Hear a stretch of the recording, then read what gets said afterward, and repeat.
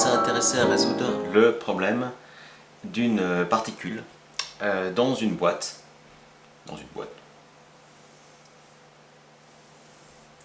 Qu'on va traiter en une seule dimension. Et on va caractériser cette boîte par son potentiel en fonction de x, son potentiel. On va noter v de x. Et on va dire en fait que cette boîte se caractérise d'un moins l'infini par un potentiel infini. Et à partir d'une distance arbitraire L, un nouveau potentiel infini. Entre 0 et L, on va lui attribuer un potentiel nul. Et là, on a vraiment coincé notre particule dans une boîte, donc elle ne peut pas sortir. Et ça, c'est un problème extrêmement simple, mais très intéressant. Alors, pour résoudre ce cas particulier, on peut déjà commencer par exprimer l'hamiltonien en fait de la fonction d'onde qui représente la particule,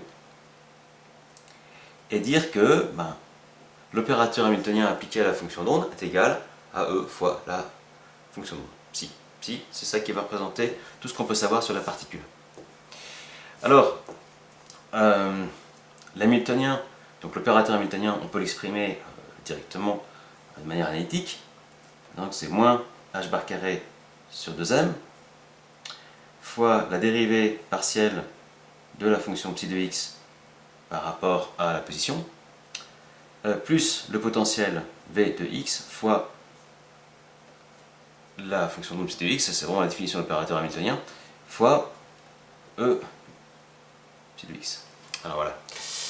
Maintenant, on peut tout de suite constater que ce potentiel v de x, dans le cadre de notre problème, en fait, il va être nul partout où la particule peut exister. Donc en fait, ça c'est cool, parce que ça veut dire que ça paraît. Alors du coup, il ne nous reste plus que h bar carré sur 2m fois d de psi, on va oublier l'expression fonctionnelle de psi de x, plus e fois psi égale 0. Bon, ça c'est une équation différentielle du deuxième ordre, homogène, à coefficient constant. Truc plutôt sympa. Alors, à ce stade-là, en fait, en général, ce problème est résolu en posant directement l'expression générale de la solution de ce type d'équation qui est par exemple, sinus kx plus b cosinus kx. On ne va pas faire ça comme ça. On va utiliser vraiment la solution la plus générique en fait d'une équation différentielle de second ordre à coefficient constant, qui est, si on exprimait ça comme une équation, on dirait a psi seconde plus b psi prime plus c psi égale 0. Les solutions de cette équation là, de manière très générique, se trouvent en résolvant l'équation caractéristique du système, qu'on va écrire a au carré, a fois k au carré plus b k plus c égale 0. Voilà. Super. Et puis ça c'est juste c'est un polynôme de deuxième ordre, donc ça se résout bien sûr avec des solutions qui vont s'exprimer comme k égale à plus ou moins b plus ou moins racine moins b moins racine de delta sur 2a. C'est vraiment la solution générique. Et l'expression générique des solutions également de ce type d'équation, c'est psi égale a exponentielle, alors k1x, si on a deux solutions, un k1 et k2 ici en fonction du signe devant la racine de delta, plus b exponentielle k2 fois x. Voilà. Ça c'est l'expression la plus générique possible. À partir de là, on peut dériver les cas particuliers et se rendre compte que comme b égale 0, on arrive à ça. Mais pour des raisons que j'expliquerai plus tard, en fait, c'est plus simple en fait, par certains aspects, de garder la notation exponentielle complexe. On va voir pourquoi. Donc à ce stade-là, on va calculer un peu nos solutions k à ça. Donc on va commencer par delta, expression de delta, qui est égale à b2 moins 4ac, Alors B ici, alors peut-être on peut identifier tout de suite hein, A, B et C par rapport à notre équation de Schrödinger, où on a A égale h bar carré sur 2n. Voilà. B, bah, c'est égal à 0. Voilà. Et puis C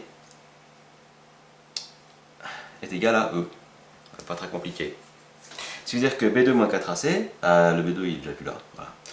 Et puis il nous reste moins 4 fois h bar carré sur 2n, hein, ça c'est A, fois C, ça fait ça. Voilà. Ce qui veut dire, le 2 on peut simplifier, hein, ça fait moins 2 h bar carré E sur M. Bon. Alors maintenant, les solutions, elles vont s'exprimer comme K1 égale, alors moins B, on a dit, hein, moins B, pas B égale 0, donc c'est réglé, égale racine de delta, donc racine de moins 2 h bar carré E sur M, divisé par 2A, divisé par 2 fois h bar carré sur 2M. Voilà. Et on voit, bah, c'est K1 ou K2, hein, ce sera plus ou moins ça. Hein. Voilà. D'accord. Alors là, on va faire un peu de, on va touiller un peu tout ça pour simplifier. Alors déjà les deux là, ici, ils s'en vont, c'est sympa.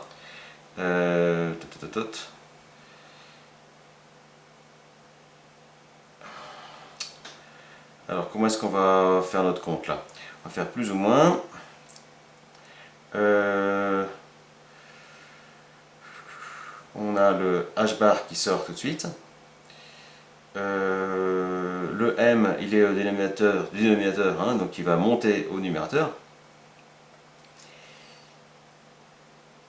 M, là on a une racine avec moins dedans, c'est impressionnant, fois 2 fois E sur M, toujours dans la racine, attention. Hein. On a bien sorti notre H, on a notre M qui vient d'en bas, on a le 2, le E, tac, et on divise ça par H bar carré. K1, 2 égale, alors plus ou moins, alors les H bar vont pouvoir simplifier. Le M, on peut le rentrer à l'intérieur de la racine en le mettant au carré. Hein. Ça va aller, ça. Et puis voilà, on va faire un petit I quand même qui va venir là maintenant. Ça, on voilà, on va pas y couper, hein, ça c'est clair. Alors ça va faire racine de 2I carré. Donc on va faire ça progressivement. Hein. Et puis là, on va mettre le H bar, on rentre dedans, on va mettre excusez-moi, le M, on rentre dedans en le mettant au carré, fois E, divisé par M, voilà. Et puis on a vu que notre H bar s'était simplifié, il reste juste au dénominateur tout simple comme ça. Donc ce qui fait plus ou moins I, tac, et puis on a les M qui se simplifient, le 2 qui reste devant, donc on n'a plus qu'une racine toute simple, avec 2 M, E sur H bar.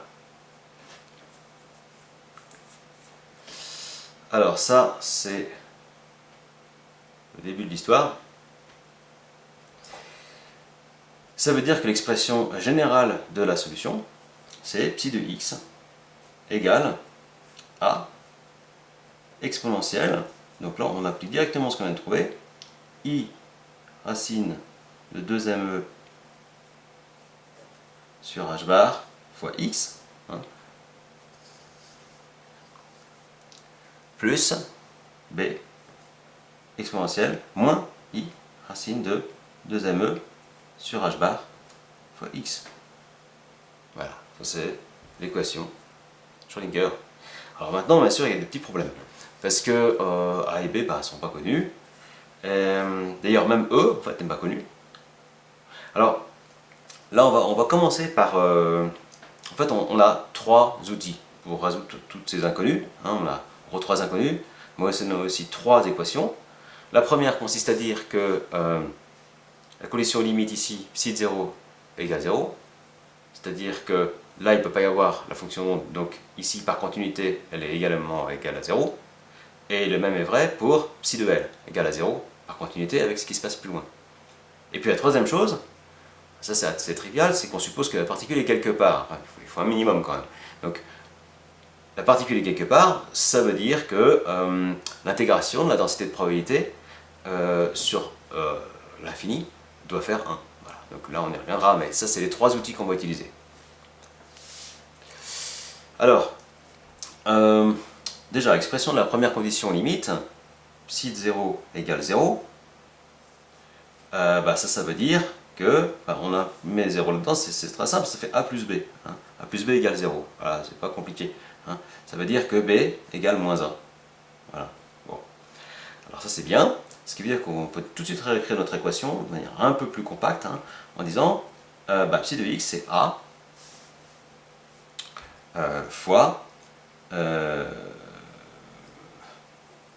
exponentielle de i racine de 2me sur h bar fois x moins exponentielle moins i racine de 2me sur h bar fois x. Voilà. Maintenant on a une deuxième condition limite, on a vu, hein, c'est psi de L qui est égal à 0 également. Alors, psi de L égale à 0, on peut également l'injecter là-dedans, directement, hein, on ne s'embête pas, et puis ça va faire A, d'accord, fois exponentielle I racine de 2me sur h bar fois L, moins exponentielle moins I racine de 2me sur h bar fois L. Voilà. Alors ça c'est égal à 0. Alors il y a une solution, c'est A égale 0. Mais ça c'est pas cool, parce que si c'est A égale 0, ça veut dire que en fait il n'y a pas de particules, puisque A égale moins B, donc en fait l'hypothèse quand même de base c'est qu'il y avait une particule quelque part. Donc A égale 0, on ne peut pas la garder. Il reste juste ça. Alors ça en fait c'est la somme de deux exponentielles complexes, mais avec des arguments comme cela, on va bien voir bien sûr que quand on va passer aux fonctions trigonométriques, ça va simplifier. Alors on va le faire tout de suite. Exponentielle de racine de 2me. Alors exprimons ça en cosinus et sinus, hein, directement. Ça fait cosinus de racine de 2me sur h bar fois L, hein, tac, plus I sinus de racine de 2me sur h bar fois L, voilà, plus, attention, alors maintenant, plutôt moins, et là on a le cosinus de une valeur avec un angle négatif, hein, donc ça c'est clair, hein. Si on a alpha, si on a moins alpha, il est clair pour tout le monde que cette distance là qui représente le cosinus est le même pour alpha et moins alpha, hein.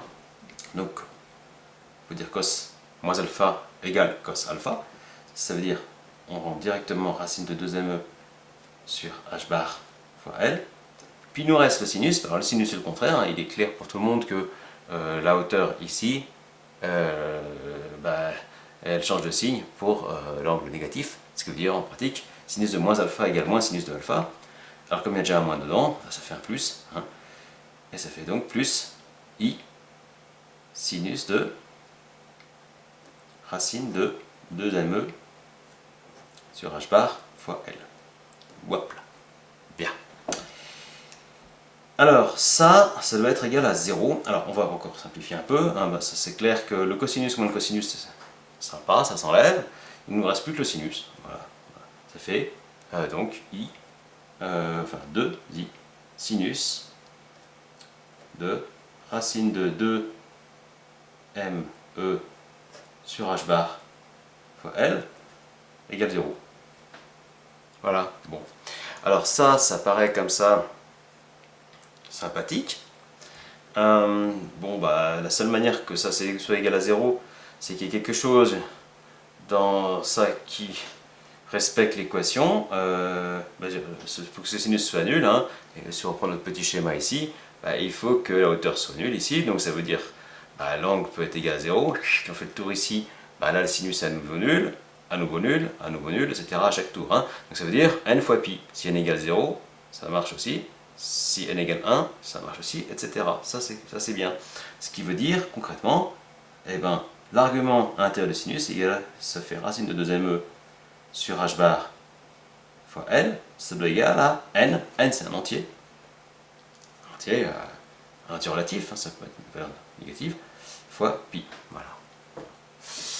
Alors, on va juste triturer un peu cette formule, parce qu'elle est très importante, parce qu'elle va nous permettre de sortir la valeur de l'énergie. Alors, je reprends ça. Ça veut dire quoi? On a racine de 2me est égal à n fois pi fois h bar sur L. Voilà. Ce qui veut dire que si on met tout ça au carré, ça fait 2me égale n carré pi carré h bar carré sur L carré. Beaucoup de carrés. Ça veut dire E égale n carré pi carré fois h bar carré sur 2m L carré. Alors cette formule-là, par contre, ça c'est déjà un résultat important. Hein? Parce que ça veut dire plein de choses. D'abord ça veut dire que l'état d'énergie en fait de la particule est quantifié. Il peut avoir que des valeurs entières, proportionnelles à n. Et pire encore, on voit que c'est même pas linéairement réparti. Puisque ça va être, si n égale 1, ça fait une fois ça, mais si n égale 2, ça fait 4 fois ça. Puis ensuite 9 fois ça. Donc les niveaux d'énergie, si on les traçait, ça ferait tac, tac, tac, c'est vraiment quelque chose de non linéaire. C'est quadratique. Bon.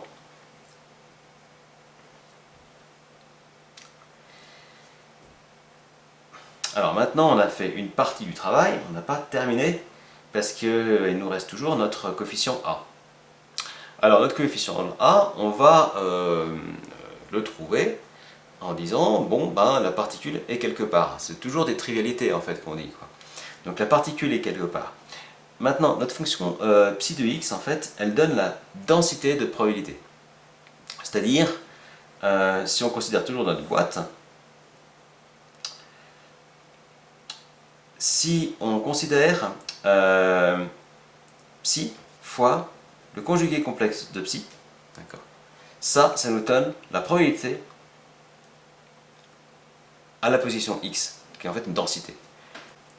Et comme on a dit que notre particule est quelque part dans cette boîte, et si on dit encore plus génériquement notre particule est quelque part, ça veut dire que l'intégrale entre moins l'infini et plus l'infini de la probabilité de trouver la particule au point x fois dx est égale à 1.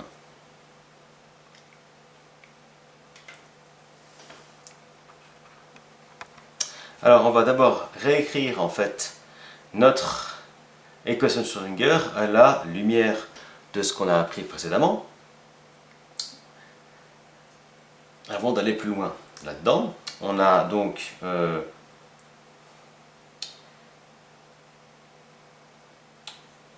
psi, notre équation, est égale à A fois exponentielle i racine de 2me sur h bar x moins exponentielle moins i racine de 2me sur h bar fois x. Donc, avant de se lancer dans l'intégration de ça, on va déjà réinjecter en fait ce qu'on a trouvé comme valeur possible de e dans l'argument ici de l'exponentielle. Alors on va considérer que cette partie-là pour l'instant pour simplifier l'écriture. Hein. Alors, cette partie-là complète.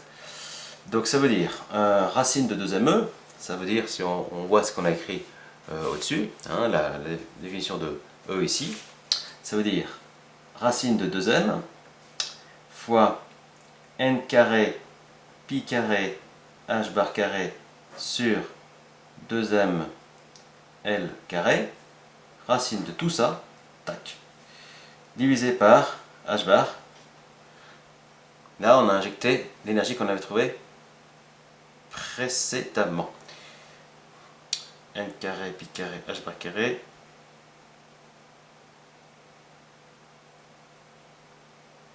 sur 2ml carré divisé par h bar. C'est correct. Alors maintenant, alors là, bon, on va garder la racine de 2m. Ça, on n'y coupe pas. Par contre, on voit qu'il y a des carrés partout. Alors ça, c'est pratique, on sort tout directement. H bar sur M. Alors, il y a quand même... Attention, attention, attention. Attention, pas de blague. On a injecté... C'est 2ml carré qu'on avait dedans. Alors, on va le faire un peu différemment, du coup. Puisque là, des m se simplifie au numérateur. Et on peut réécrire ça en sortant tout tranquillement. Ça fait n pi h bar sur L. Et on a encore un h bar qui traîne au numérateur, au dénominateur, tac. Et ça fait n pi sur L. Alors voilà, on a terriblement simplifié l'équation. Parce que du coup, maintenant, on peut écrire notre fonction d'onde comme psi de x égale à a fois exponentielle de npi de i npi sur L fois x. On va voir que c'est bien homogène, hein, parce que là, les mètres, hein, les unités simplifient, puis il reste quelque chose en radian, disons. Moins exponentielle moins i npi sur L fois x. Voilà. On va faire plus simple. Alors, pour l'instant, on va rester en exponentielle pour la suite de l'opération, parce que la suite, c'est quand même une intégration. Puis alors là ça rigole pas.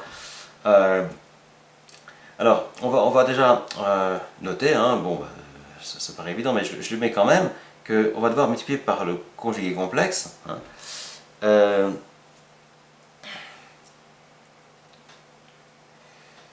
Alors,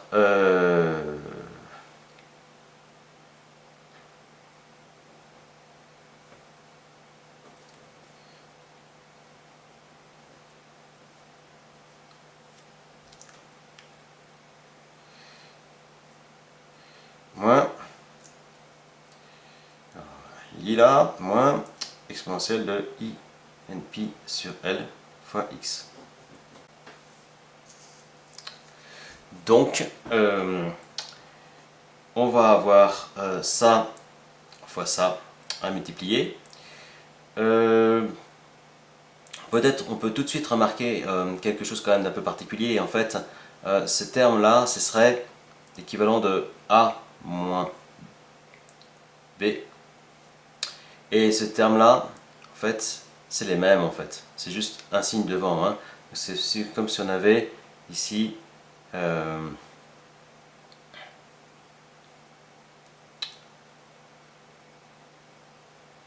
B moins A. Donc c'est un peu comme si on avait A moins B fois B moins A. Ce qui ferait moins A moins B fois A moins B. Qui ferait moins A moins B au carré. Hein, si on identifie B à ce terme-là, qui est le même que celui-ci, et A à ce terme-là, qui est le même que celui-ci. Donc, tout ça pour dire que, comme on a identifié ça, on sait aussi tout de suite la solution, qui va être moins A2 moins 2AB plus B2. Ce qui veut dire qu'on va pouvoir tout de suite écrire, lorsqu'on va écrire l'expression de l'intégrale maintenant, la probabilité qui va être égale à exponentielle, intégrale, entre moins l'infini et plus l'infini, de a fois conjugué complexe, on se retrouve avec un a au carré, fois, là, par analogie, on a un moins qui vient encore devant, et puis on a exponentielle, moins, alors, i 2i np sur L fois x, moins exponentielle,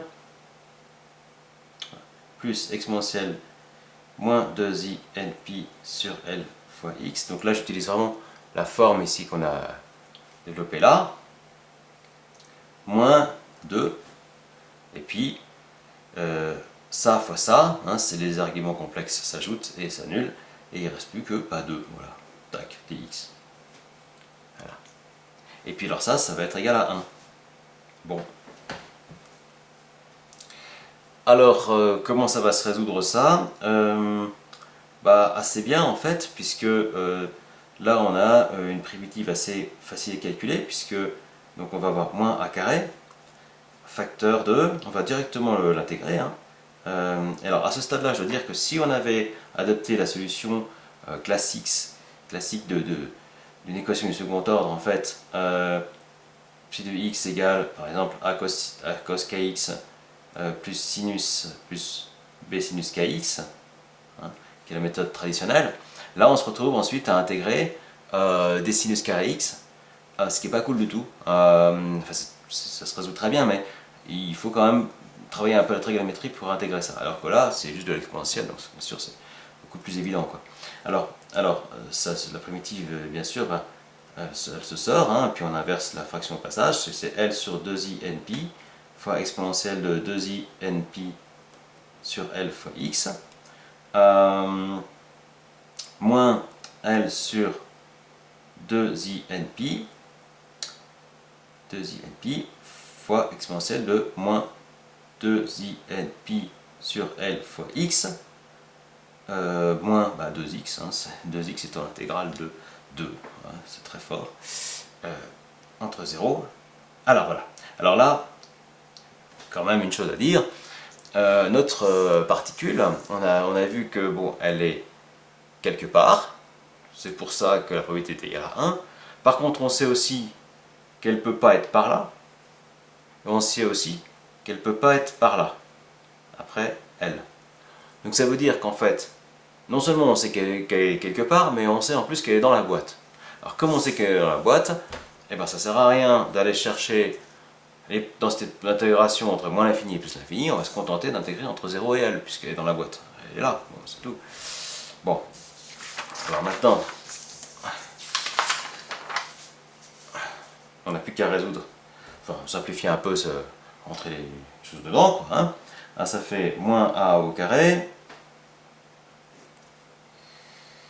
Alors, ça va nous faire L sur 2i np fois exponentielle de 2i np sur L fois L, borne L, moins L sur 2i np fois exponentielle moins, attention, 2i np L sur L, moins 2L, ok. Maintenant l'autre borne, la borne 0. Alors la borne 0, ça va faire moins L sur 2i np et plus L sur 2i np, c'est la borne 0, plus 2 fois 0. C'est très fort aussi. Voilà. Alors, maintenant, on va devoir peut-être repasser un peu dans les carrés, dans les sinus, parce que là, on a quand même des choses un peu particulières. En fait, ça fait L sur 2i np, d'accord? Mais c'est bon, ça on l'a vu tout à l'heure. Hein. Si on mettait en facteur, en fait, bon, on va quand même l'écrire, mais 2i np moins exponentielle de moins 2i np. Voilà. et puis moins 2L. Et tout le reste est parti. Tranquille. Alors, moins A au carré. Alors là, on va avoir, on va l'exprimer, hein. 2INP fois cosinus de 2INP plus I sinus de 2INP, de 2NP, pardon, moins, alors, même chose, hein, cos moins alpha, ça fait moins cos de 2NP plus I sinus de 2NP. Voilà. Alors ça, de toute façon ça s'annule, hein. Et puis moins 2L. Sinon on va avoir un problème après. Et puis sinus de pi, hein, ça fait 0. Hein, et puis de npi aussi. Hein. Donc ça s'annule aussi. Hein. Alors ça fait toujours un peu des frissons quand il y a tout qui s'annule, mais il reste encore 2L. D'accord. Ça fait donc égal A carré 2L égale 1. 3 fois. Ça veut dire A égale 1 sur racine de 2L.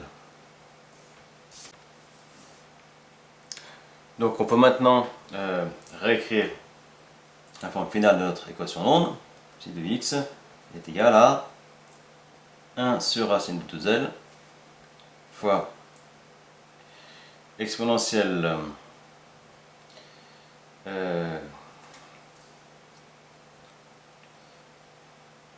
I np sur Lx moins exponentielle moins I np sur Lx.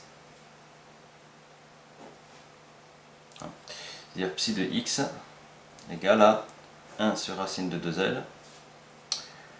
Alors, ça fait plusieurs fois qu'on fait ce même exercice en fait. On va avoir à nouveau indiscutablement les cosinus qui vont partir.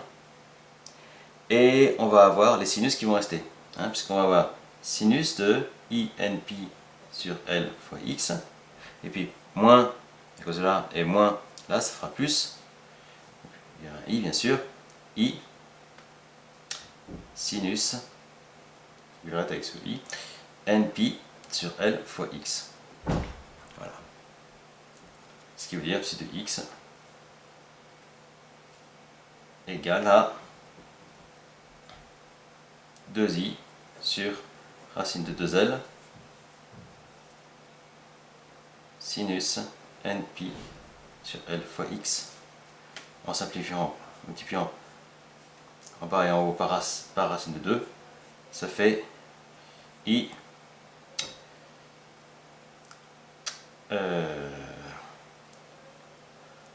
racine de 2 sur L fois sinus np sur L fois x.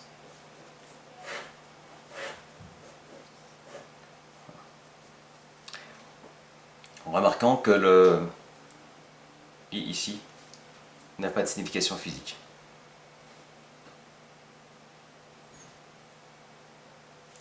Alors à ce stade-là, on peut représenter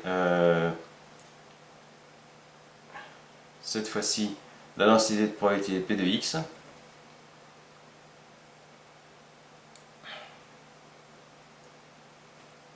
par 2 sur L sinus carré de np L fois x. Ce qui est vraiment le résultat utile. Ce qui veut dire en fait en pratique que dans notre fameuse boîte, entre 0 et L, on va avoir des choses un peu, si L égale 1 en fait, on va avoir une chose comme ça, ou comme ça, etc. C'est d'ailleurs pour ça qu'on a une croissance géométrique en fait de l'énergie avec les niveaux d'énergie.